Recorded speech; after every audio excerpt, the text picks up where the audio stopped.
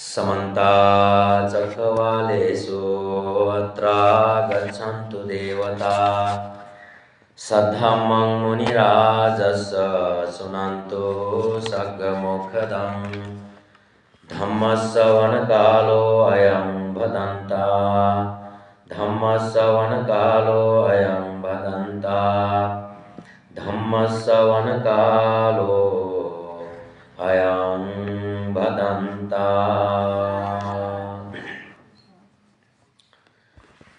नमो तस्य भगवतो अरहतो सम्मा सम्बुद्धस्य नमो तस्य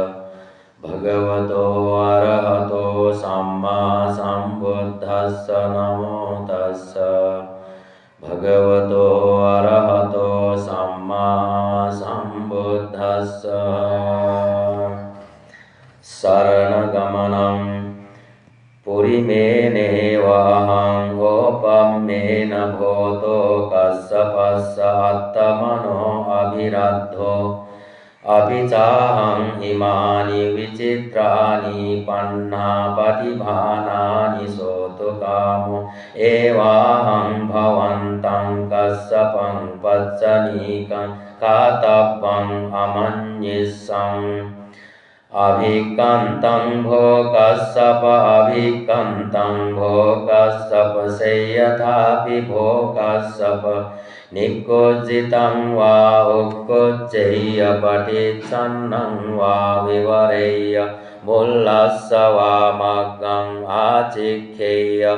अन्धकारे वा तेलपज्योतं धारय्य चक्षुमन्तो रूपाणि दक्षिन्ति एवमेवं भूता कश्यपेन अनेकपर्यायेन